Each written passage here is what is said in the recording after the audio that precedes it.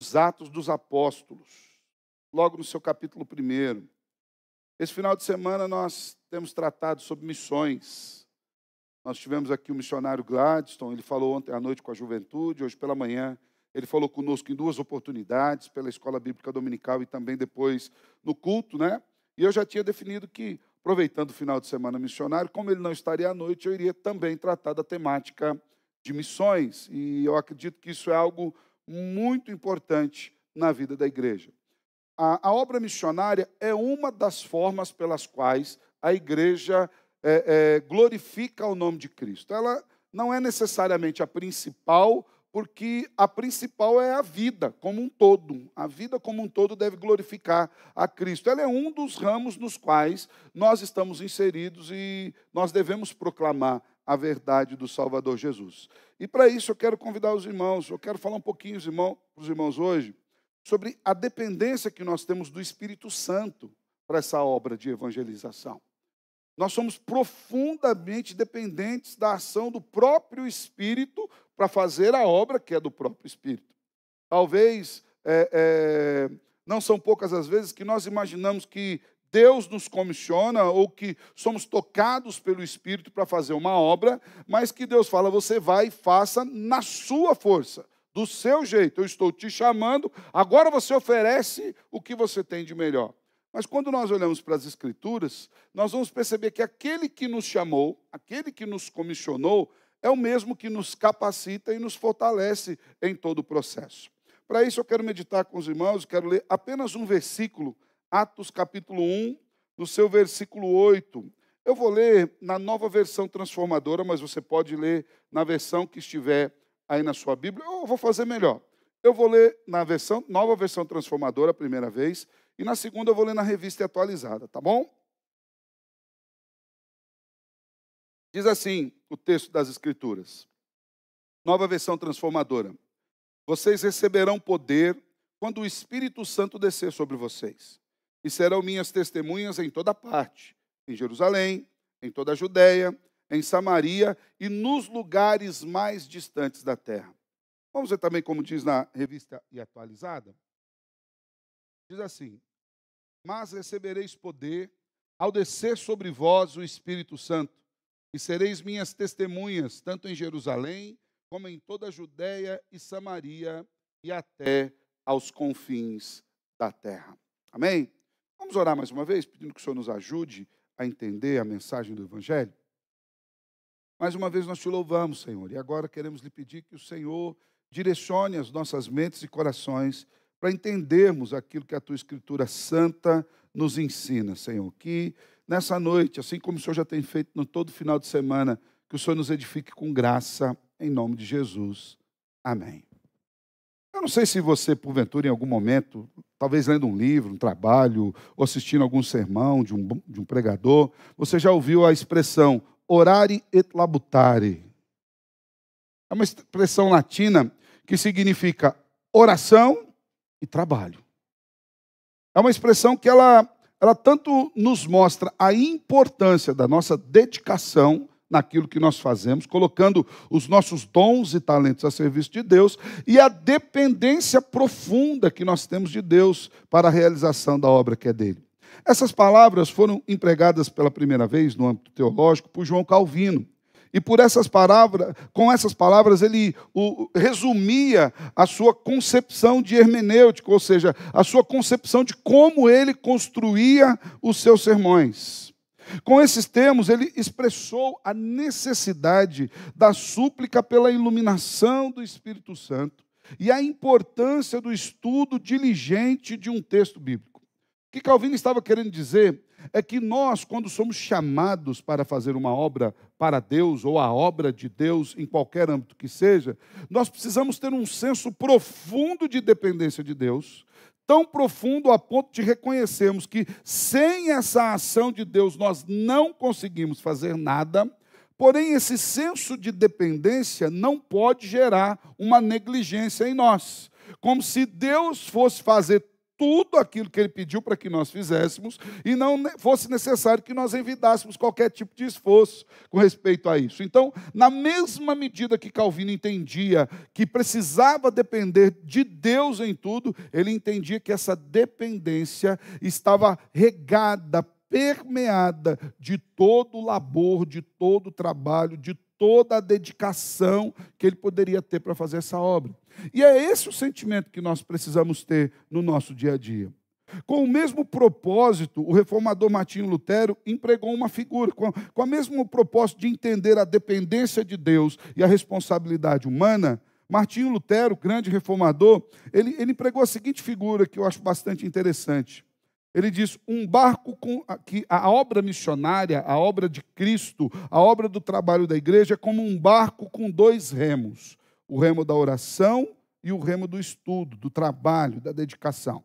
Com um só desses remos, navega-se em círculo. Eu não sou um bom navegador, eu sou péssimo navegador, né? Água eu gosto para beber, né? Poucas vezes eu entrei no barco, as poucas vezes que eu entrei, as experiências não foram das melhores, né?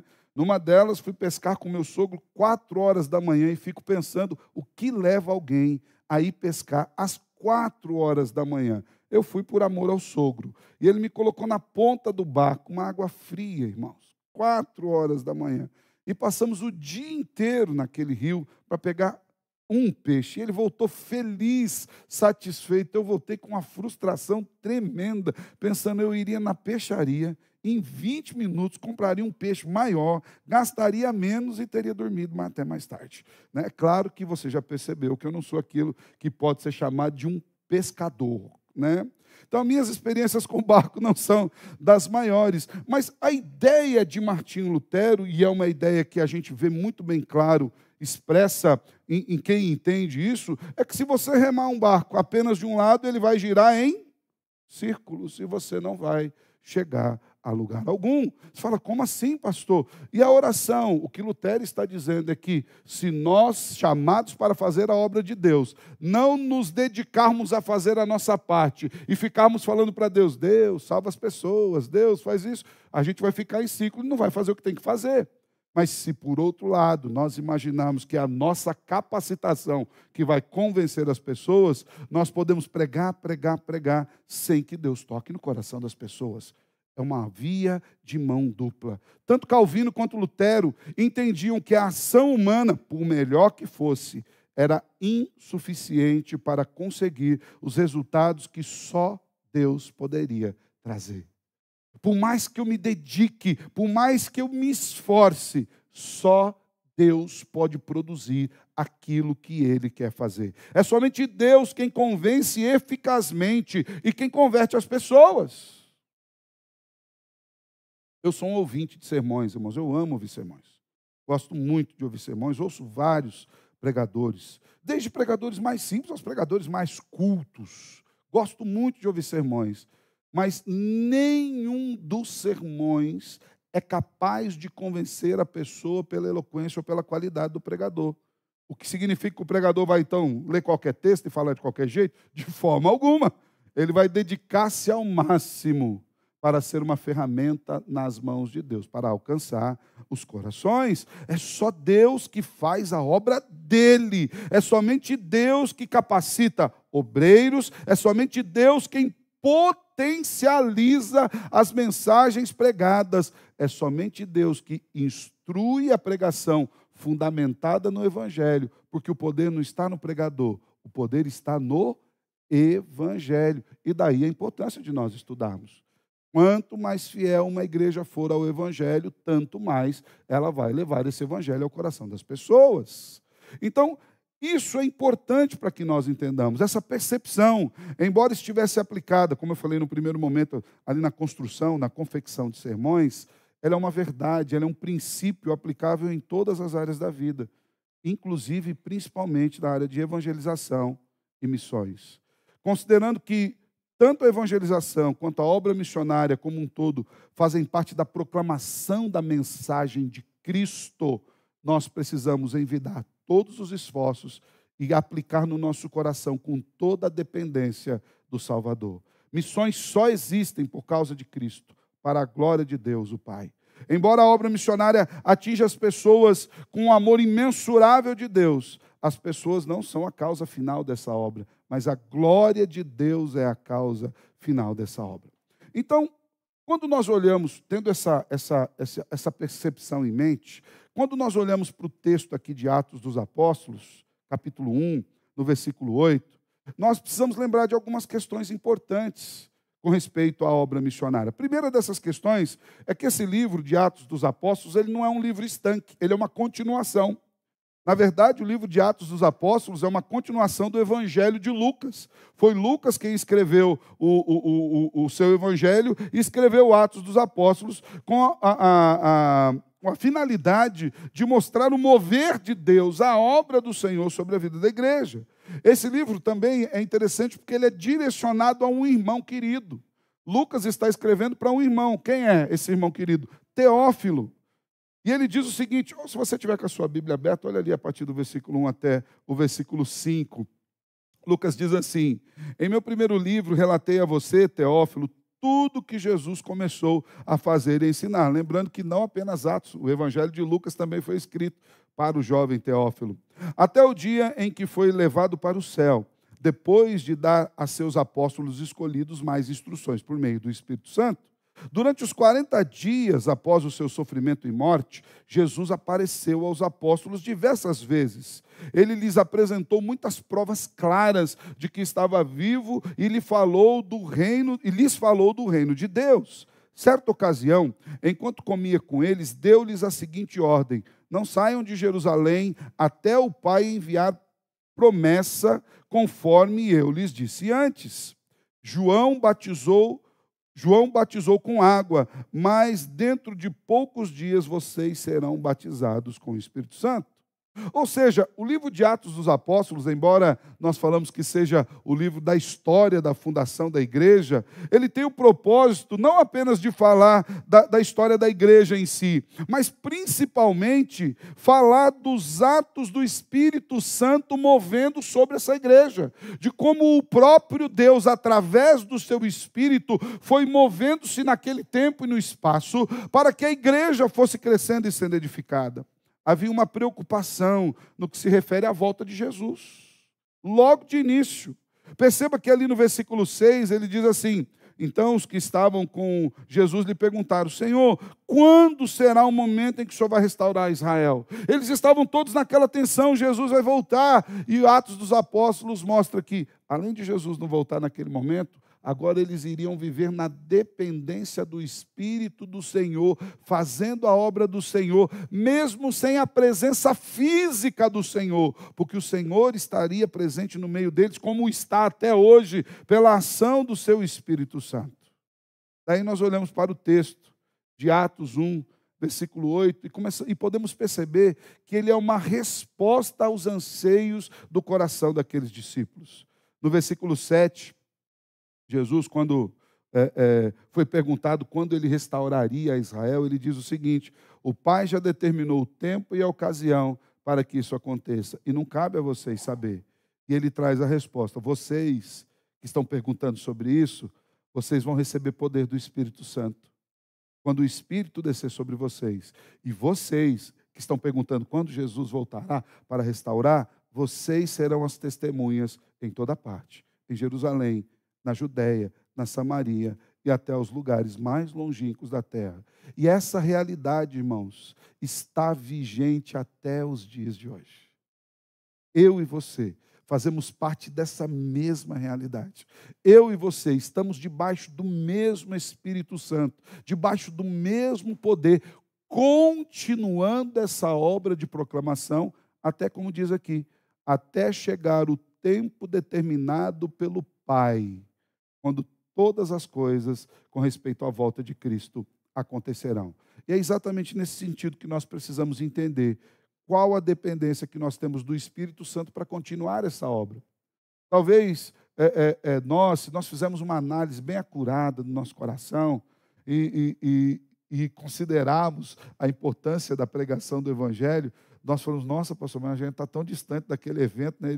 Muitos desses que estavam lendo esses primeiros versículos aqui, muitos deles viram Jesus pessoalmente, andaram com Jesus, né? O relato é sobre aqueles irmãos que estavam com Cristo, quando Cristo morreu, foi crucificado, quando ele ressuscitou, depois que ele ressuscitou, receberam a notícia, estavam com o coração amedrontado, fugiram, uns fugiram de Jerusalém, outros fugiram para Jerusalém, eles estavam numa casa, esperando com expectativa aquilo que iria acontecer, eram pessoas que estavam ali naquele primeiro momento. Nós distamos disso daqui mais de 2000 anos. Mas nós dependemos do mesmo Espírito Santo que tem conduzido a igreja durante todo esse tempo para que ela chegasse até mim, para que ela chegasse até você. Quando eu e você nos convertemos, foi pela ação desse mesmo Espírito Santo, pregando a mesma mensagem, do mesmo evangelho, no mesmo poder, com a mesma graça. Então nós não podemos desconsiderar isso para a obra missionária, porque nós não sabemos quando o Senhor virá. Pastor, vai demorar muito? Assim, depende da sua percepção de tempo, né? Já passaram 2000 anos, é tempo para caramba, não é? 2000 anos é tempo. Mas a Bíblia diz que um dia para Deus é como 1000 anos. Se Deus resolver demorar 1 ano para voltar, seriam 365 mil anos, na nossa perspectiva. É uma preocupação que nós não devemos ter. O que a gente deve se preocupar, nós vimos a semana passada, ainda em pouco tempo, aquele que diz que virá vai voltar. Ele vai voltar. Seja aquela volta triunfal que nós relatamos nas Escrituras, que nós vemos nas Escrituras, seja a volta do encontro. Ele pode chamar a mim, a você, a qualquer momento. Ele está lá com a lista de chamado na mão. Quando ele fala assim, Alessandro, bora, subiu. Eu não vou citar teu nome não, porque a semana passada eu já espantei os irmãos, falei bastante sobre a vinda de Jesus. Tem gente que falou, pastor, só faltou mandar a hora e o endereço, né? Falei, não, fique tranquilo, por enquanto vou usar o meu exemplo mesmo. Mas nós estamos nessa dependência em todo esse momento até que o Senhor volta, até que o Senhor volte. A igreja continua crescendo, evangelizando no poder do mesmo Espírito. É importante que nós entendamos, irmãos, a dependência. Eu quero destacar aqui 3 aspectos sobre essa dependência que nós temos do Espírito Santo para a obra missionária. O primeiro aspecto aqui é o Espírito Santo quem derrama poder de Deus sobre as nossas vidas. Vocês receberão poder quando o Espírito Santo descer sobre vocês. E aqui, irmãos, eu quero destacar algo muito importante. Nós estamos vivendo dias em que há uma facilidade de nós termos acesso a estudo, a teologia. Nós temos aí nas nossas mãos, aí, e se você não tem, postei lá esses dias ali uns links, lá tem uma Bíblia, lá, irmãos, que é uma bênção. É uma enciclopédia de estudo, uma bibliazinha que você aplica aí no seu celular, nem gasta tempo. E o Leno fez um videozinho ainda para te explicar como é que instala. E se você não entendeu o videozinho, você fala com o Leno que está aqui ao vivo e a cores. Olha, você pode falar com ele, vai te ajudar. Nós temos uma facilidade muito grande de estudarmos teologia, de acessarmos teologia. Nós temos faculdades e mais faculdades. Esses dias, um presbítero me procurou e falou, pastor, eu queria me aprimorar no meu presbiterato. O senhor pode me indicar alguns cursos de teologia? Eu fui ali na internet e indiquei 10 bons cursos de teologia para o irmão. Eu falei, está aqui, ó. Esse aqui é mais profundo, esse aqui você consegue fazer EAD, esse aqui é uma vez por semana, esse aqui é de 15 em 15 dias, esse aqui é modular, você compra o módulo e você termina quando você quiser. Olha só, tem um monte de ferramentas. A capacitação, de fato, é importante e nós temos acesso a essa capacitação. Mas as Escrituras nos dizem que o poder para a obra missionária não vem da capacitação humana. Diz, vocês vão receber o poder quando o Espírito Santo descer sobre vocês. A capacitação vem do Espírito de Deus. O Espírito é o próprio poder de Deus agindo no meio da igreja.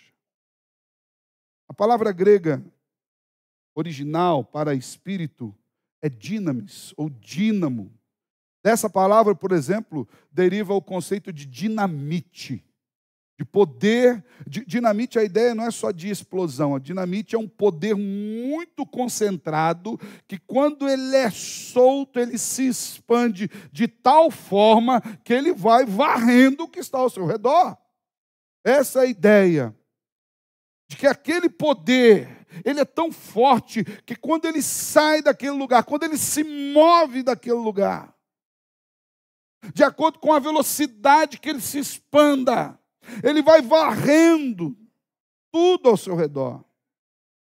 Então, a ideia de poder do Espírito Santo é o dínamos de Deus. É aquele poder que, quando ele sai de nós, dirigido pelo Espírito do Senhor, ele vai em todos os lugares. É aquele poder que usa o pregador mais culto e o pregador mais simples. O irmão mais estudado e carregado de diplomas e o irmão que fala poucas letras. Porque nunca, em nenhum momento, dependeu da ação humana. É o poder que vem de Deus. Esse é o poder que vem de Deus, no sentido de ser um poder inerente, um poder que reside numa coisa pela virtude de sua natureza, um poder que é visível e que se desenvolve em nós e diante de nós, mas é um poder que nós não podemos controlar. É um poder que nós podemos proclamar, mas nós não temos controle por aquilo que ele produz. Não existe poder espiritual da parte de Deus separado da presença do Espírito do próprio Deus. Nós podemos ler todos os livros que a gente conseguir ler. Nós podemos decorar todos os versículos. Olha o que eu estou dizendo para você. A Bíblia é a palavra de Deus. Você pode decorar todos os versículos da palavra de Deus. Você pode até falá-los. Se não for o agir do Espírito Santo para tocar no coração da pessoa. É por isso que muita gente considera a Bíblia um mero livro. E por mais que a gente possa se escandalizar com isso, se não for o mover do Espírito Santo na vida da pessoa, ela é um mero livro, é papel e tinta, irmãos. Mas, pastor, mas quando ela muda? Quando o Espírito toca no coração, ela passa a ser verdade de Deus, vivificante. Aí cada palavra, cada letra, cada expressão é Deus, o próprio Deus, falando aos corações. Então não existe poder de Deus separado do Espírito de Deus, irmãos. Nós nunca vamos produzir isso. Nós nunca vamos produzir isso. Nós podemos produzir emoções humanas, mas nós não podemos produzir conversão. A gente pode aqui baixar o tom da luz. Hoje não poderia. Às vezes, final de semana, se você estiver cansado, baixar o tom da luz, você dorme, né? Mas poderia baixar o tom da luz, tocar uma melodia aqui em tom menor, depende de umas canções. Traz uma música linda que a gente cantou hoje, viu, Matheus? Escolheu aí. Top, né? Aí você está ali em teus braços, é o meu descanso, Senhor. Não pode descansar muito a ponto de dormir, mas às vezes seus braços é o meu descanso. Você toca a emoção e você sai às vezes emocionado. Deus fez a gente assim. Mas sabe o que vai fazer uma pessoa perceber que o descanso dela está de fato nos braços do Senhor? A ação do Espírito Santo. Então, você está cantando uma verdade. O Espírito é aquele que conduz a verdade do ouvido até o coração. Perceba então, irmãos, é o Espírito quem derrama o poder de converter pessoas. E isso só vem com a dependência. O Espírito, nós não somos detentores dele. Nós recebemos como um presente. Veja bem, vocês vão receber. Não diz vocês vão adquirir poder. Não diz vocês comprarão poder. Não diz vocês crescerão em poder. Diz vocês receberão poder. Isso aqui é muito interessante, porque, só para a gente lembrar um pouquinho, lembra que Paulo e Silas estavam pregando o Evangelho poderosamente, faziam prodígios, milagres, sinais. De repente veio um homem, Simão, mágico, e viu aquele negócio todo e falou, rapaz, isso aqui é fantástico. E chegou para os discípulos e falou o quê? Me venda isso. Me ensine isso. Qual faculdade vocês estudaram isso? Onde vocês guardam esse poder? Vocês trouxeram esse poder na sacola de vocês? Quanto vocês cobram para eu passar uma semana com vocês e vocês me ensinarem isso? Eu quero comprar esse poder. Ele recebeu uma resposta bastante dura, né? Vai você e seu dinheiro para o inferno. O poder de Deus não se vende. O poder de Deus não se compra. O poder de Deus não se adquire. E vou dizer mais, o poder de Deus não se aperfeiçoa. Ué, pastor, como é que a gente vê as pessoas crescendo na ação do Espírito? Quanto mais você depende do poder de Deus, quanto mais você entende que é Deus quem simplesmente te dá, e você confia nesse agir de Deus, o Senhor vai agindo na sua vida, poderosamente. É algo gratuito, que nos é dado diretamente da parte de Deus, em cumprimento à promessa que é feita pelo próprio Deus. Lá no livro do profeta Joel, no capítulo 2, versos 28 e 29, nós percebemos essa promessa. O Senhor já havia dito que viriam dias em que Ele derramaria o Espírito sobre a igreja, sobre velhos, sobre crianças, e haveria sonhos, visões, e o Senhor se moveria no meio daqueles irmãos. E esses dias chegaram, e esses dias se perpetuam até o dia de hoje. Até o dia de hoje nós vemos esse mover poderoso de Deus no meio da igreja. O Espírito Santo, irmãos, também nos é dado como resultado da obediência aos propósitos de Deus. Lembra que nós lemos ali no começo os primeiros versículos? Olha o que está escrito no versículo 4 do capítulo 1.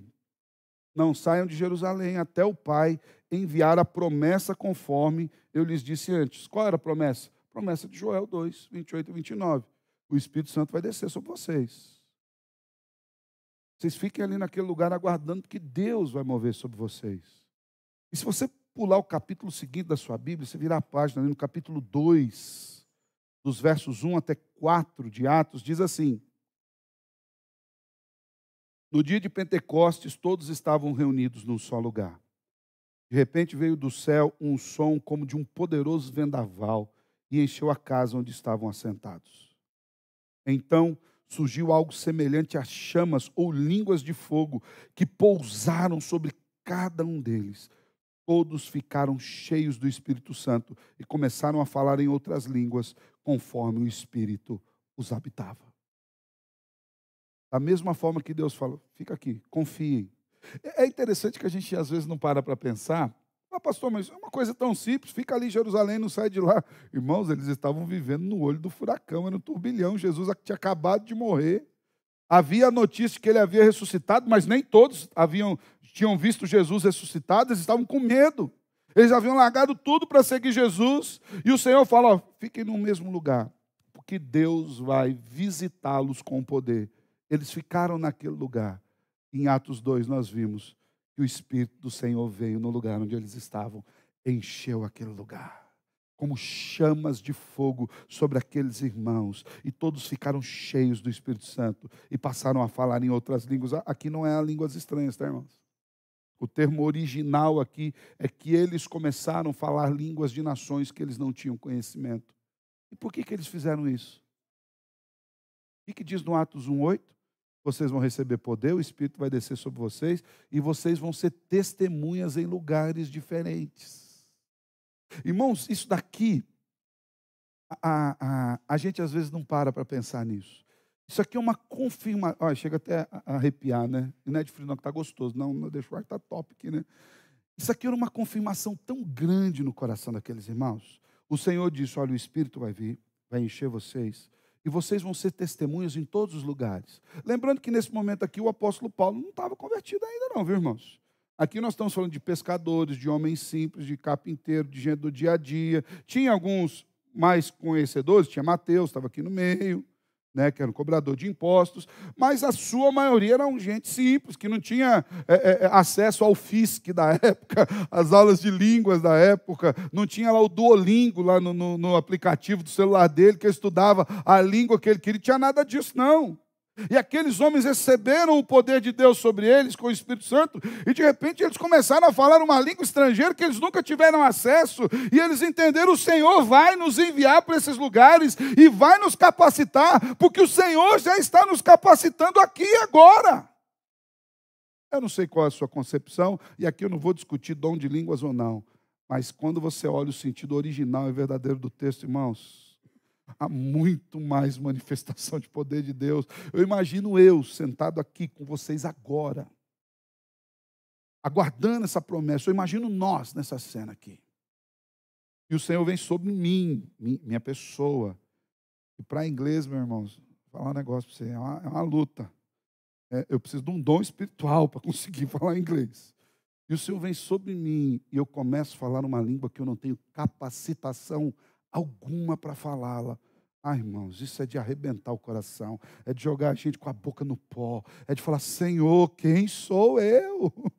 para o Senhor fazer uma maravilha dessa sobre a minha vida. Assim como o Senhor lhes havia ordenado, eles estavam reunidos em Jerusalém, em obediência àquilo que Deus havia dado, em confiança à palavra do Senhor. E aqueles que estavam em obediência e confiança tiveram essa experiência única e maravilhosa com o Espírito Santo descendo sobre eles, os enchendo, os capacitando, os habilitando para fazer a obra de quem? Do Senhor. É Deus falando assim: faça parte de vocês, porque a minha parte é garantido que eu irei fazer. O Espírito também derrama o poder sobre a vida da igreja. Quando o povo de Deus busca a face de Deus e o seu conhecimento e a direção e submissão às Escrituras de forma intencional, é o próprio Deus quem nos diz, 2 Crônicas 7,14, se o meu povo, que se chama pelo meu nome, humilhar-se e orar e buscar a minha presença e afastar-se dos seus maus caminhos, eu os ouvirei dos céus, eu perdoarei os seus pecados e eu restaurarei a sua terra. Você quer ter o poder do Espírito Santo movendo sobre a sua vida? Obedeça a Deus. Confie nele. Lembro-me que o pastor Eliseu, né, eu nunca imaginei que ia ter que falar isso, mas o pastor Eliseu foi pastor dessa igreja por muitos anos. Né? Eu acho que um bom período ele foi muito mais conhecido que eu como pastor aqui. Hoje, pela graça de Deus, a igreja cresceu e muita gente nova chegou. O reverendo Eliseu, ele falava assim, muito claramente, quem conhece ele sabe que ele é bastante brincalhão. Ele falou: Alessandro, se Deus mandar sentar, não olha para trás se tem cadeira. Senta. Só obedeça. Só confie na palavra do Senhor. Então, irmãos, nós dependemos do Espírito Santo para a obra de evangelização, porque é o Espírito Santo que é o poder de Deus para esse processo. É o Espírito Santo que vai nos capacitar.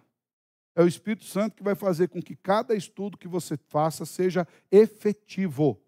É o Espírito Santo que, quando você abrir a sua boca, vai enchê-la. É o Espírito Santo que vai fazer com que a palavra do Evangelho saia da sua boca como dinamite e varra o coração daquele que ele quer salvar. É o Espírito Santo que vai destruir essas barreiras. Eu não sei se você assistiu o filme do apóstolo Paulo. Eu assisti. Se bem que o filme, para mim, é excelente, mas ele se resume numa cena, que talvez é uma das cenas mais maravilhosas de todo o cinema mundial. Você pode falar, você assistiu pouca coisa. Eu assisti bastante coisa, mas aquela cena é extremamente tocante. Quando ele está conversando ali com o carcereiro, e ele fala que a nossa vida é como a água do mar. Muita gente vive pelaquela água que escorre da mão e sai pelos dedos. O apóstolo Paulo vivia pelo oceano, pela imensidão do oceano e tal.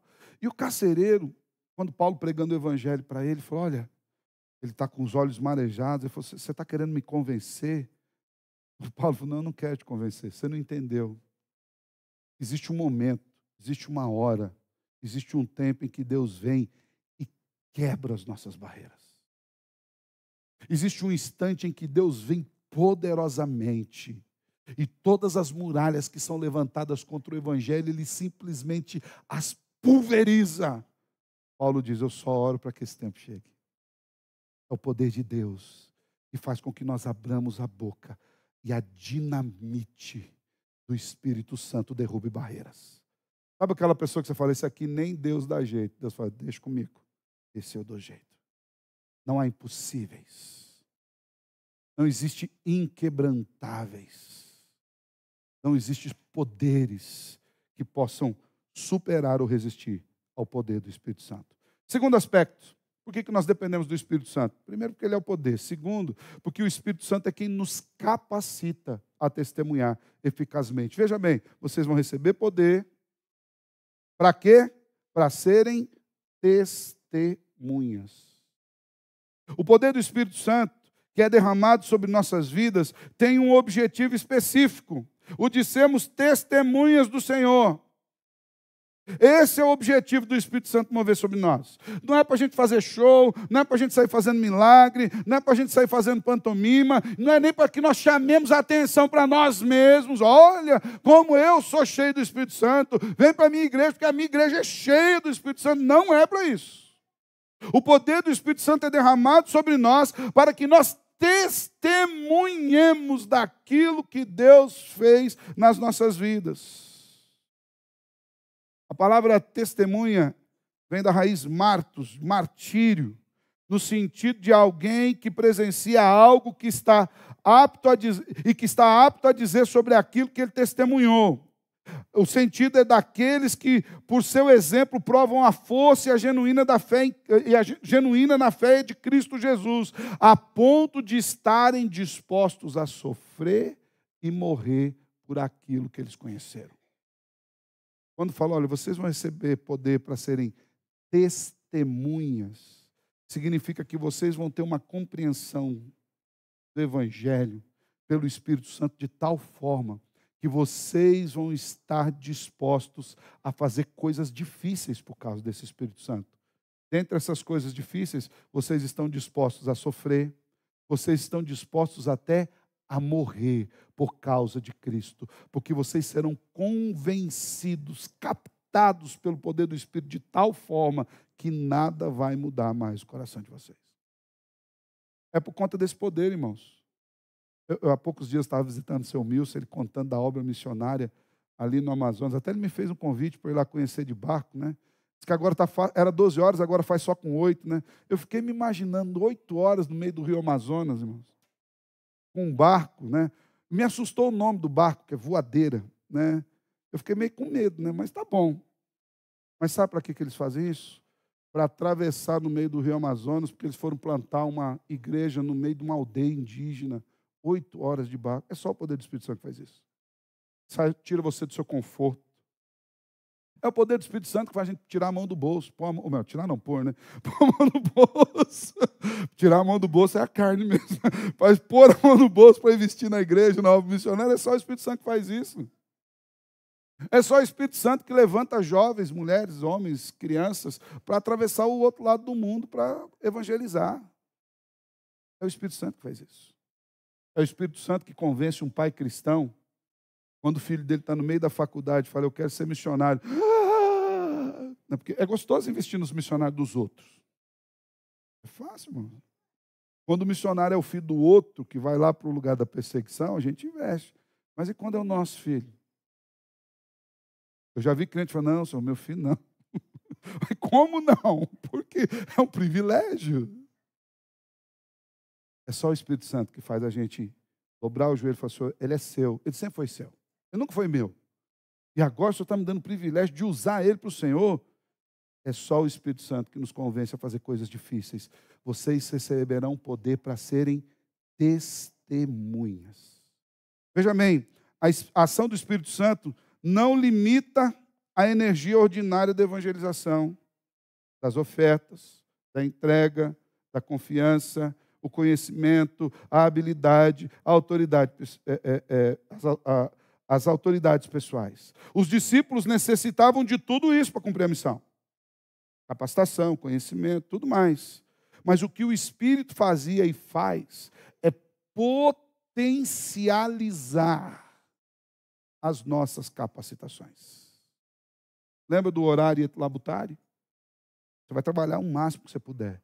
E vai depender em tudo da ação de Deus. Jesus prometeu aos apóstolos que eles receberiam esse poder para serem testemunhas. Note o processo. Vocês vão receber o Espírito Santo vai revesti-los de poder, e depois que vocês receberam esse Espírito e receberam o poder, aí vocês vão ser testemunhas com resultados extraordinários. E é extraordinário o resultado do Evangelho, viu, irmãos? Às vezes nós olhamos para a realidade da nossa igreja, Presbiteriano Jardim Alvorada, uma igreja pequena, de um bairro, de uma cidade do interior, embora eu ame Maringá, eu ame o bairro, amo a igreja, amo tudo, mas é uma igreja pequena, de um bairro, de uma cidade do interior, levando o Evangelho. Mas nós poderíamos dizer que nós somos uma fagulha desse poder que se espalha por toda a face da terra. Essa semana eu estava aconselhando um jovem. É legal aconselhar jovens, porque ele tem, além do aconselhamento, ele tem algumas perguntas que fogem assim, do aconselhamento, meio do nada, assim, sabe? Está falando de um assunto ali, do nada ele saca uma pergunta assim, você fala, de onde tirou isso, meu Deus? E foi muito jovem, porque ele falou, pastor, o aconselhamento não tinha nada a ver com isso. Ele falou assim, qual é a maior religião do mundo? Eu fiquei na minha cabeça, tipo, da onde? Eu falei, vamos lá. Eu falei, olha, a maior religião do mundo, monoteísta, nós estávamos falando de a maior religião monoteísta do mundo é o cristianismo. Eu falei, não, mas não é o islamismo? Eu falei, não, não é o islamismo, é o cristianismo, né? E aí fomos lá juntos pesquisar no Dr. Google. Abri lá no Dr. Google, mostrei para ele, ó, isso aqui é o cristianismo, isso aqui é o islamismo, isso aqui é o judaísmo, né? E ali o aconselhamento foi para ali, a gente falou, e você vê como é que Deus é bom, né? E na minha cabeça estava assim, da onde sacou essa questão, né? Mas aí no fim, ele falou, nossa, Deus é poderoso mesmo, né? Diante de todas essas... Deus é poderoso mesmo. Diante de todas essas perseguições ainda, o Evangelho é a maior. É o que causa mais impacto em todas as pessoas. É o Espírito Santo que faz com que pessoas saiam das suas casas para evangelizar. Do outro lado do mundo, nós somos uma fagulha, mas o Evangelho está espalhado por toda a face da terra. Ontem e hoje o irmão falou da Espanha, daqui uns dias teremos outro falando da Espanha. Somos parceiros do pastor lá no povo Bara.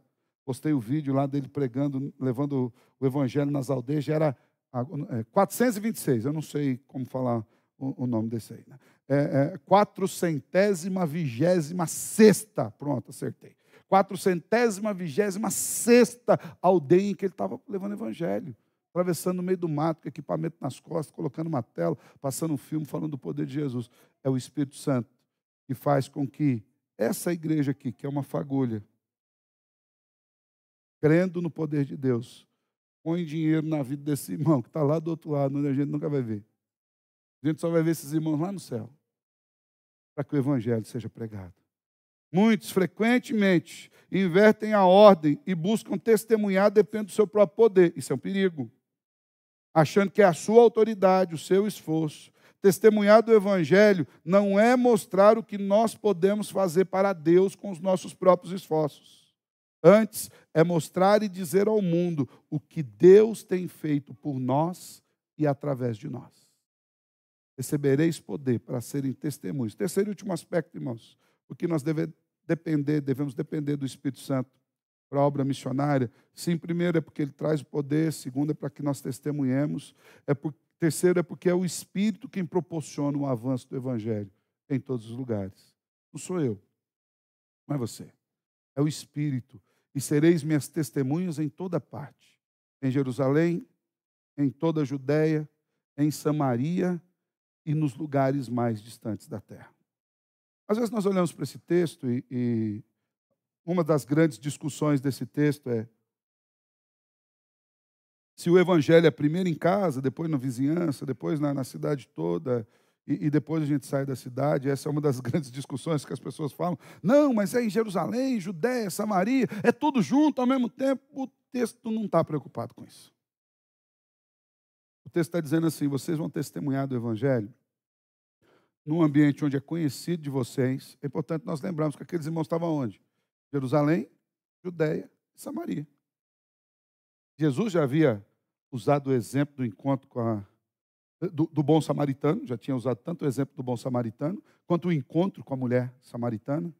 Aquilo já tinha causado escândalo para aqueles irmãos, lembram disso? Jesus usou as passagens que nós vemos Jesus tratando com o samaritano, ela causou escândalo, porque os samaritanos eram inimigos dos judeus. Seja no encontro de Jesus lá no poço de Sicar com aquela mulher, seja no exemplo que ele falou, quem foi o próximo do homem lá? Aí os saduceus, os judeus, o samaritano, é o samaritano, que vocês não concordam. Então Jesus falou, olha, vocês vão ser testemunha aqui, em Jerusalém, que é o lugar onde vocês estão com conforto, vão espalhar aí pela Judéia, na Samaria, que para eles já era meio complicado, mas Samaria, Senhor, não dá para a gente pular. Samaria, não. Na Samaria, um lugar onde vocês não gostariam de ir, vocês vão ser testemunhas naquele lugar, com aquele povo que você não aceita, que você não gosta, aquele povo que não desce na sua garganta, aquele povo que você acha que é menos povo do que você, que é mais sujo do que você, que é mais imundo do que você, aquele povo sobre quem você tem uma visão completamente distorcida, e digo mais, em todos os outros lugares que vocês nem vão imaginar. A expansão do Evangelho depende do poder de Deus, até mesmo para quebrar barreiras do nosso coração. Irmãos, quando a gente fala de obra missionária, daqui, eu lembro a experiência que eu tive no período que eu fui para Angola. Uma coisa é você falar da obra missionária aqui vendo uma foto. Outra coisa é você chegar no lugar. Foto não tem temperatura. A foto você não sabe se está calor ou quente. Eu lembro que dormindo em Angola, a minha impressão é que tinha 4 sol de noite lá fora. Um esquentando o outro. Meu Deus do céu, não pode estar de noite. Calor terrível. Uma coisa que me marcou, que a gente levou repelente, né? Pô, missionário daqui é Nutella, mas eu até falei para a irmã que estava recebendo a gente lá, falei, olha, uma das coisas que eu aprendi é que eu não posso estar no campo missionário, eu vou dar um trabalho terrível para vocês.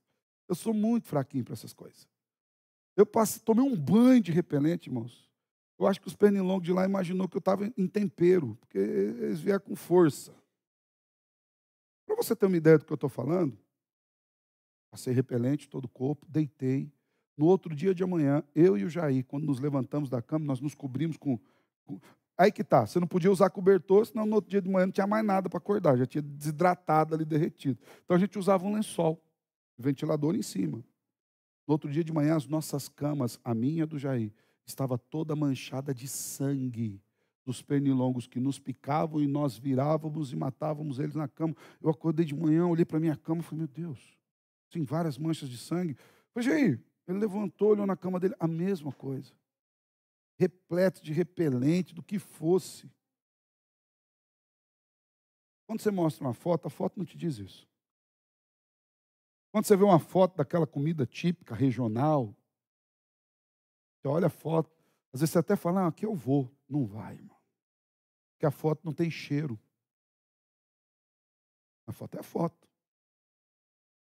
Quando você olha aquela foto, você fala, não, isso aqui, você vê aquelas pessoas comendo com alegria, você fala, não, isso aqui, pastor, ó, tem alimento, eu também comeria. A foto não tem sabor. A foto é apenas uma imagem. Mas quando esses irmãos estão lá no dia a dia, eles estão enfrentando todos esses aspectos o tempo todo. O tempo todo. É só o Espírito Santo que faz com que eles continuem lá. É só o Espírito Santo que leva alguém daqui. Você não tem ideia do que é sair do conforto que a gente tem aqui.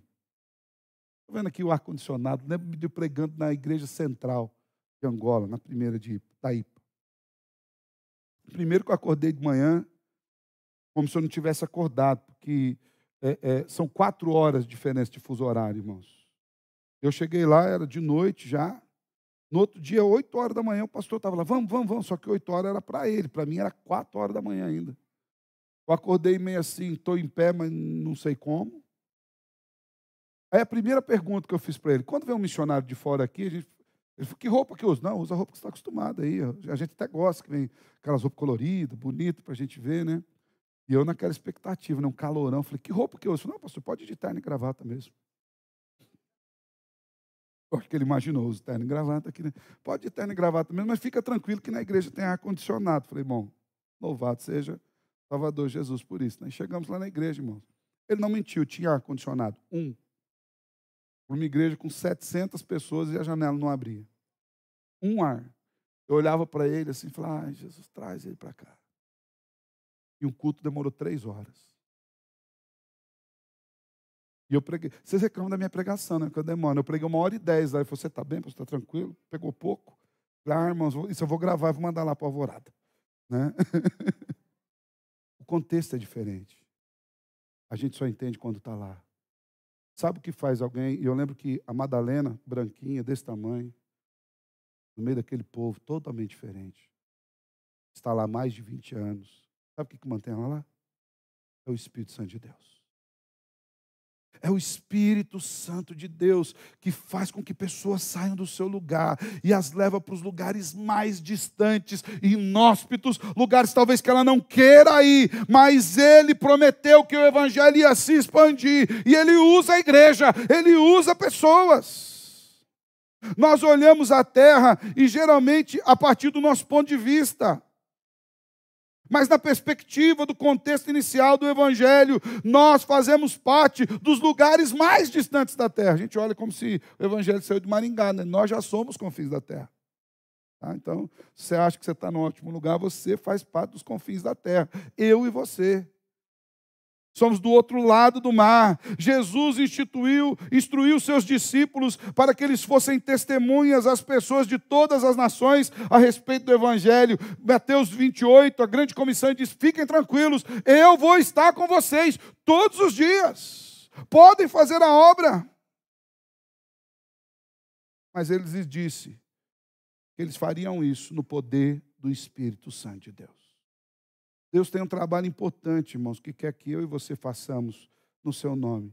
Mas nós devemos entender que para que nós desenvolvamos esse trabalho, nós dependemos do próprio Deus. Nós dependemos que Ele derrame o Espírito sobre nós. Nós dependemos de entender que nós precisamos desse Espírito. Muitos gostam da adrenalina, daquele sentido aventureiro. Mas a grande verdade é que o que nós precisamos é da dependência. A dependência. Essa dependência que gera descanso, capacitação e envolve o preparo. Por exemplo, pastores presbiterianos.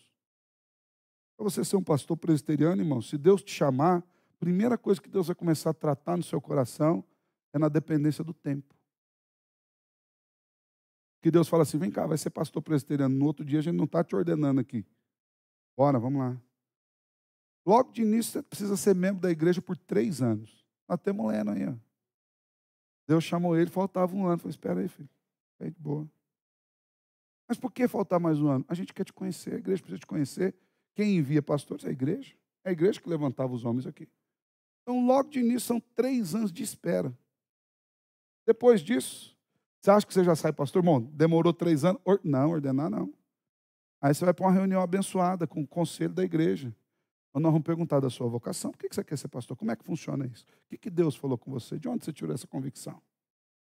Passando pelo conselho da igreja, você vai para um presbitério. Agora, não, o presbitério vai autorizar você, se ele julgar que você está habilitado, vai autorizar você a fazer a inscrição no vestibular. E ele vai passar, né, Leandro? Você vai passar no vestibular, né, meu filho? A gente já falou, esse dia eu estava conversando com ele falou, não, pastor, se eu passar, eu falei, está errado, não existe o se eu passar. Você vai passar no vestibular, né? No poder do Espírito Santo. Hein? Pensa, né? Depois dessa aqui, vai para casa com o coração, ai, Senhor. Você faz o vestibular, 4 anos de faculdade, irmãos. E é uma universidade dura. Onde você vai aprender os originais, grego, hebraico, vai aprender filosofia, psicologia, vai aprender teologia bíblica, sistemática, apologética. Você vai estudar, você vai ler, vai se capacitar com um único objetivo. Estar habilitado, muito bem habilitado para pregar o Evangelho. Acabou o seminário. Já foram 8 anos. 4 seminários, 3 de igreja e 1 no processo de preparação. Sai pastor? Não. Você volta para o mesmo presbitério que te enviou. Para que eles te sabatinem. Sabe o que eles vão fazer? Eles vão perguntar sobre teologia. Eles vão perguntar sobre Bíblia. Eles vão perguntar sobre doutrina. E eles vão apertar você. E às vezes você vai suar. Eles vão analisar o seu sermão, se você prega bem, se você faz uma boa liturgia. E se você for aprovado, aí eles vão te dar mais 3 anos de licenciatura, que é o quê? Teste da aprovação. E você tem até 3 anos. Em cada um desses anos você é analisado, ano a ano. Pastor, por que isso? Que nós entendemos que o Evangelho é aquilo que existe mais importante. E se Deus te chamou mesmo, Ele vai te sustentar durante o tempo. Pastor, e se ele desistir? Nós preferimos que ele desista no processo do que ele desista na frente de uma igreja e arrebente a igreja, e arrebente a liderança da igreja e quebre corações que estão ali precisando do Evangelho. E veja bem, em tudo isso, o nosso prazer, você pode perguntar para mim, como pastor, os nossos presbíteros estão aqui, você pode perguntar. Tem um presbítero Zorandi que está ali conosco, ele é plantador de igrejas. Pode perguntar, funciona assim lá também, mesma coisa. Olha lá, presbítero, plantador de igreja, desse jeito aí. O nosso prazer não é que desista, é de ver o Senhor formando o caráter de Cristo dia a dia, capacitando para quê? Para ir até os confins da terra. Em todos os lugares, sendo testemunha.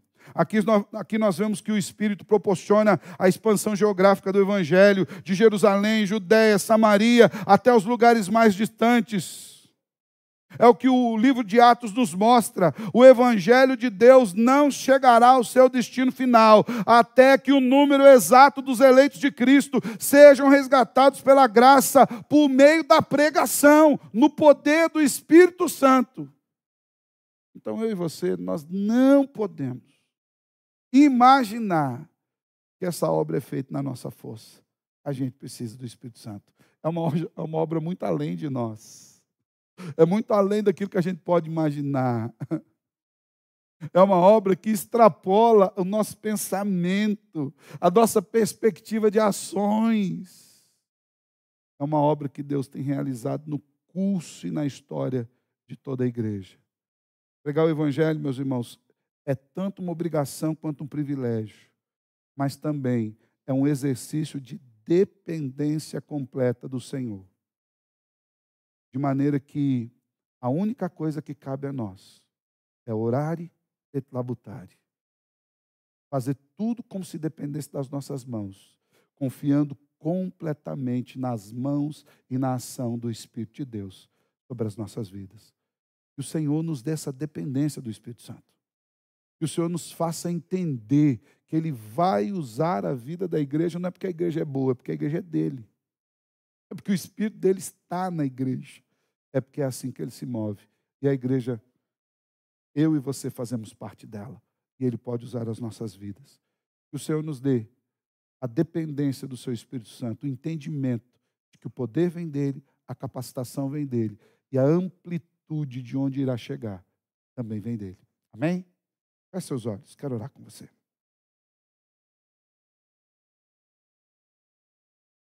Senhor, muito obrigado pela tua palavra. O Senhor é um Deus bom, que tem conduzido a sua igreja no poder do seu Espírito Santo até os dias de hoje. Desde aqueles primeiros irmãos, Deus, que estavam ali naquele lugar, no dia de Pentecostes, onde o Senhor veio com o teu Espírito e encheu aquele lugar, varreu aquele lugar, capacitou aqueles irmãos, Senhor. Nós percebemos que esse mesmo Espírito vem agindo na igreja até os dias de hoje. E hoje, Senhor, mais de 2000 anos depois, em um outro contexto, em uma outra cultura, num outro mundo, o mesmo Espírito continua agindo em nós. Obrigado, Senhor. Aleluia. Senhor, nós queremos também lhe pedir que, enquanto nós estivermos com vida, enquanto o Senhor quiser nos usar, que nós dependamos desse mesmo Espírito, para que talvez a geração futura e a futura, até o dia em que o Senhor, no seu plano eterno, resolver voltar, que o teu Espírito continue usando a igreja, Senhor, para levar o Evangelho e salvação a todos quantos a quem o Senhor quer salvar. Usa a minha vida, usa a vida de cada um de nós para essa obra, Senhor. Seja dobrando os joelhos, seja investindo, seja indo, seja encorajando, em qual área for. E nós entendamos que tudo isso é a ação do teu Espírito em nós. E nós te louvamos por isso. E vivemos por isso, para a glória de Cristo Jesus. Amém e amém.